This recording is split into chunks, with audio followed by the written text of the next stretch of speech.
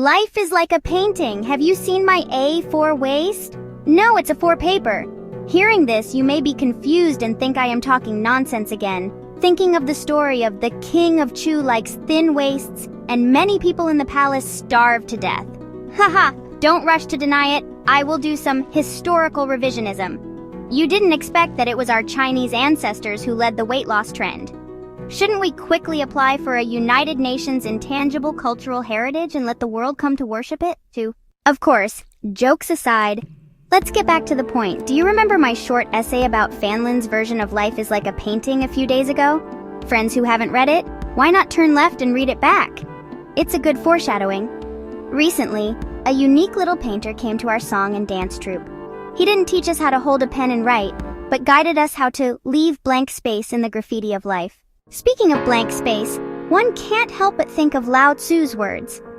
I have 3 treasures. One is kindness, the second is frugality, and the third is not daring to be the first in the world. Isn't the word frugality the blank space in life? It is not a lack, but a kind of wisdom, a kind of moderation. Just as kindness is regarded as a criterion by various religions, frugality is also an important path to inner peace and harmony between heaven and earth. We often say that we should eat until we are 70% full. This small habit is not only for our own health, but also a kind of cherishment of resources and environmental protection.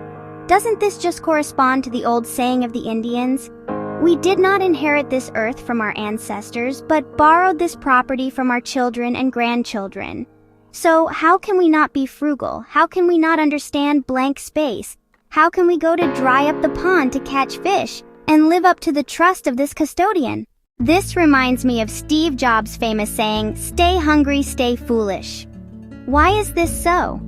In addition to maintaining a thirst for knowledge and progress, perhaps he wants to remind us to be like a child, maintaining a pure curiosity and awe of the unknown. This foolishness is precisely reminding us not to fill up the canvas of life too early, and to leave room for exploration and imagination for ourselves and the world.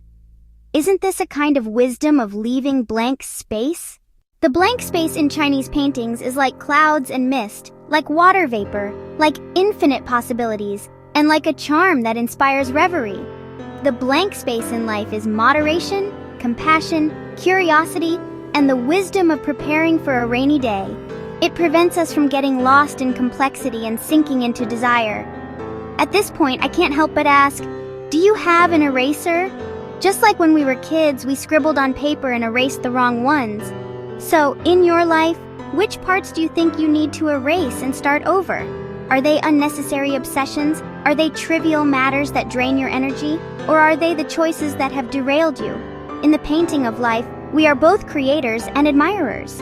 If we learn to appreciate the blank space and know how to erase unnecessary graffiti in time, perhaps we can paint a more relaxed, more open, and more lingering scenery on the limited canvas of life.